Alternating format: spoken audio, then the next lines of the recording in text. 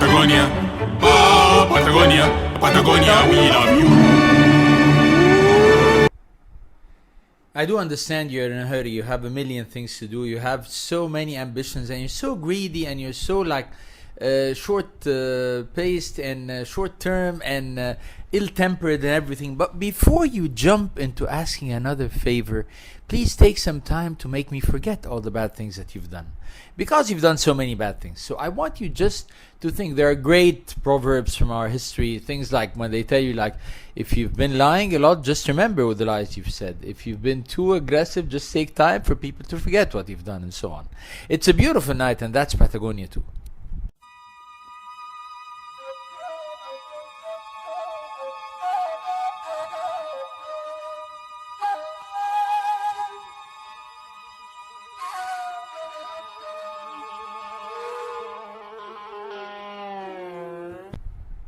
Alright, so how are you? How have you been? How has life been treating you? It's been treating me ups and downs and everything, but I've learned just to thank God every second of my life. And I've been meeting so many people who go through their own issues, and everybody, you can be a hero for just one day. As the great David Bowie used to say in his song, okay? You can be a hero for just one day. And actually, there are so many people who are heroes every day, because every day we need to fight our own demons. We're human beings, by the way.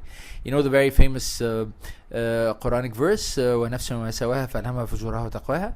So each one of us, our soul has all things. We've got like the strange desire to go totally wrong and go wild and go crazy and make sense and so on. And we have also this beautiful feeling of trying to be good, trying to be nice, trying to be pious and everything and so on. It's not easy. So people every day are fighting so many demons, and you find things around you that make you like, I really don't want to fight more. I just want to stop fighting because certain things are ugly. But then you tell yourself, well, that's part of life. That's how you challenge your own self and your own being and everything. We keep trying. We keep like trying our best. And somehow it's going to work. I'm going to play great songs for you tonight because you deserve that. And it's Patagonia.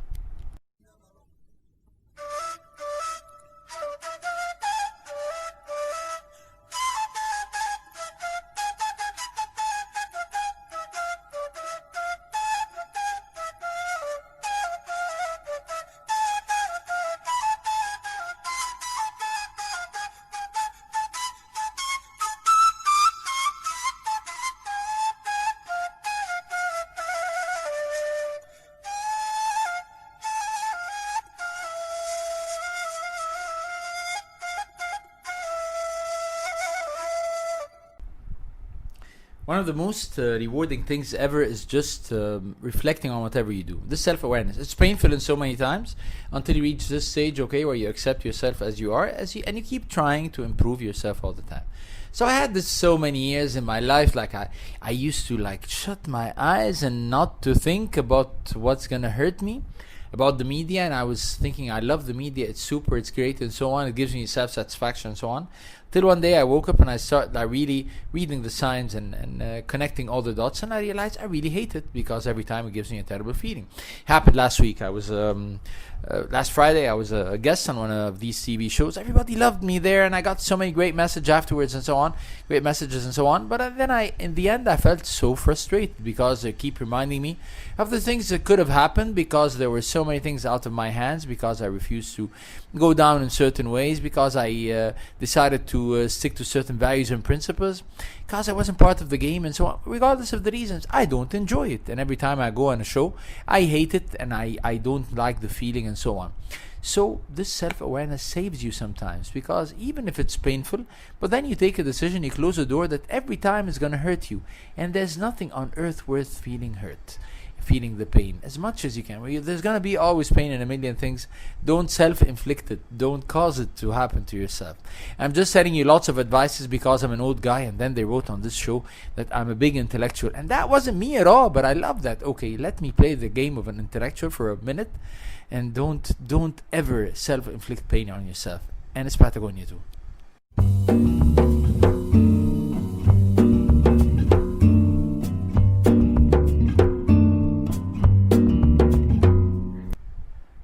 You remember that old movie for Abdul Halim Hafiz, the great Abdul Halim Hafiz, and it was also the great Mariam Fakhreddin, and so many great actresses and actors and so on, real artists, and Abdul Salam and Abulsi, and so many people like that. And so like there was this moment when he was singing, and then all of a sudden his mom listens to the song for Dus Muhammad. And right now, while you're listening to this great voice, please pray for him because he's going through so and so.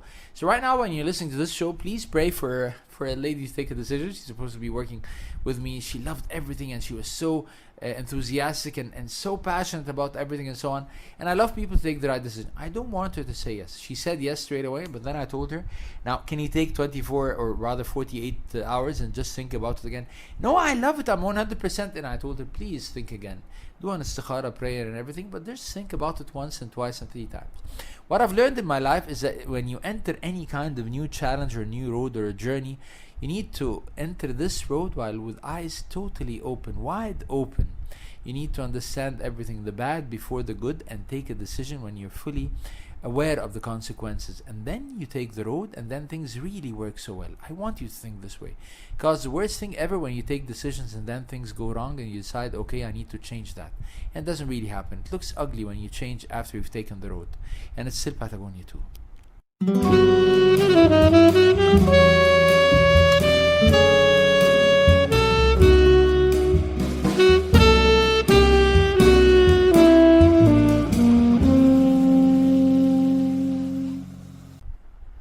Last week I told you I'm not going to say Patagonia 2 every time, but I'm saying it again. I'm sorry for that, but then we're human and we make mistakes, and as long as it doesn't really hurt someone, we can go on doing them and pay the price somehow. Maybe somebody's going to stop listening to the show. It happens, by the way.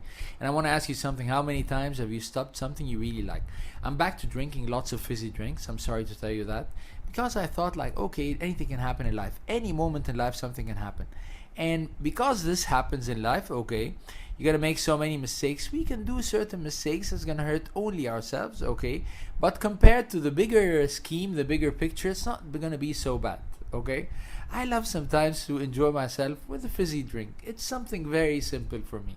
It's going to hurt my stomach. I've been very close to that several times. So it's always relative. You need to compare certain things. That's the same thing. Sometimes I used to tell people, now please quit smoking. It's going to kill you. And then I tell them, by the way, I'm drinking lots of fizzy drinks. It's going to kill me too. Go on drinking. Go on smoking. Not the end of the world. Sometimes we need just to like, okay, it's not as bad as you think. Okay, you can do certain mistakes, small mistakes, and then enjoy the ride again, pay for it a little bit, but then there's a certain moment of happiness you enjoy without hurting somebody else. It's only yourself. Try that.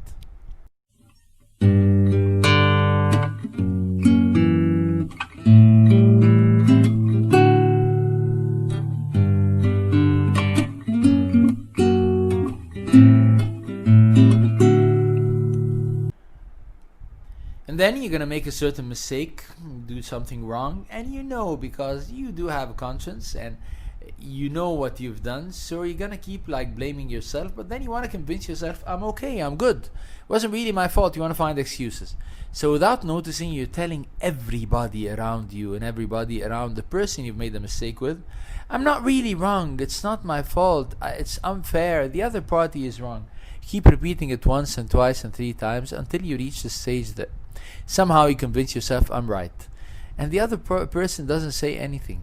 One of the worst things ever is when you keep like explaining the same story a million times and people say, yeah, okay, we understand, but you know they're lying and you know you're lying, and in the end, deep inside, even if you convince yourself for a while, you know deep inside you're not okay. You've not done the right thing.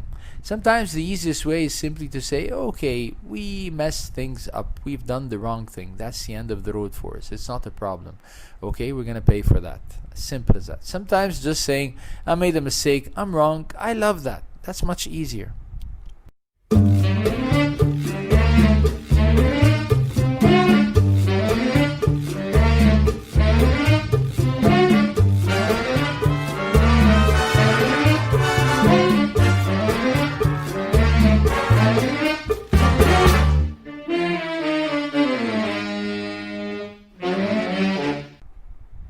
And that's exactly the story. I was watching this movie. I went to the movies, okay, and I love I don't like cinemas a lot. My wife loves that, so I go there to please her mainly. And every time, my bad luck, I fall into a lousy movie. This one was Greenland, and you think it's something beautiful. There was just this great guy, Gerard Butler. From the first moment, he has his wife and a kid, and I thought it was gonna be a romantic thing. It's Greenland. It's a beautiful place, by the way. It's either snow or great greenery.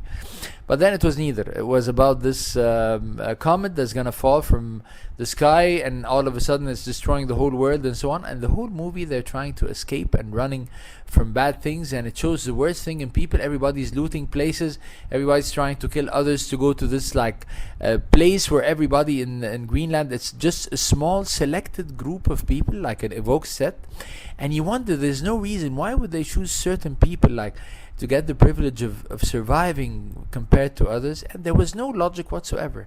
Sometimes I think, do these people really shape the world with what they're saying? Wasn't this somehow has been happening with us recently with the pandemic and everything, and the virus, the COVID-19, and certain people get the privilege of being totally secure while others are not, and so on. Sometimes I just fail to understand. But then there is a basic question. Is art supposed to be so negative like that? It's all about scaring us and telling us everything's going to be so wrong, not everything's going to be so right. I really get scared. I'm like kids, and I watched the movie and I wanted to forget everything about it. So I spent hours afterwards. All I was doing is just watching Seinfeld. I just wanted to change the mood. That's scary, guys. Please don't do this again.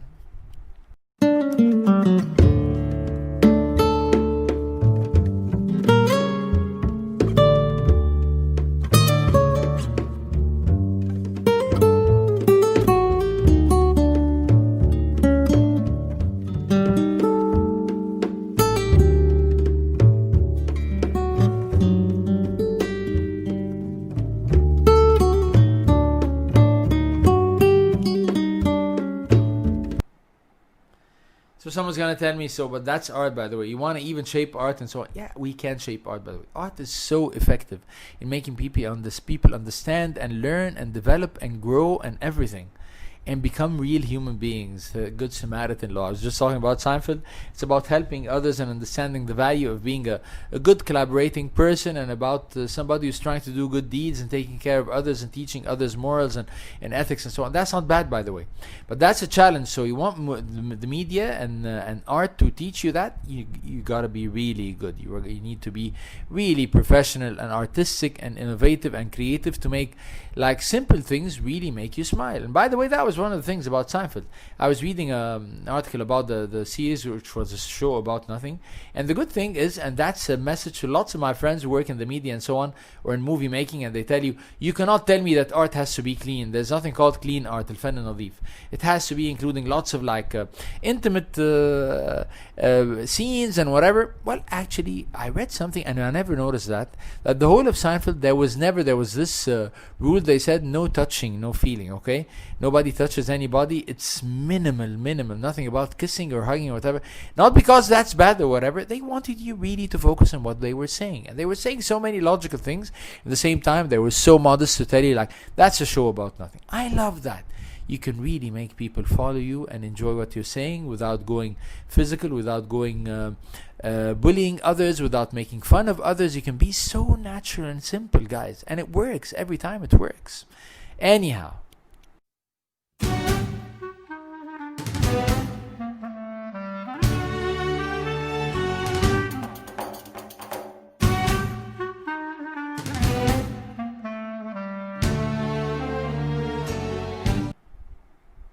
So I wasn't going to record the show this week, but every time I tell myself, okay, don't worry until the last moment. You have until Tuesday at dawn, and then you can record it and edit and everything. But then somehow it happens, and I think that's all because deep inside I want it to happen. I give it my best, and I pray to God, oh God, please help me go for another day. And just every extra day, you feel so grateful, and you say, thank God I survived another day. It's not about really breaking records or doing things that are incredibly good or whatever. It's just about surviving another day. You're gonna feel so good. Life is not that easy. I understand that. So being optimistic all the time doesn't mean you're gonna be always a star and achieving great stuff. You're just gonna be surviving, and things are gonna pass, and everything must pass. Take care of yourself. Don't talk to strangers. I haven't said Patagonia 2 for the last 4 or 5 links, so enjoy the moment without Patagonia 2, and that's a beautiful thing.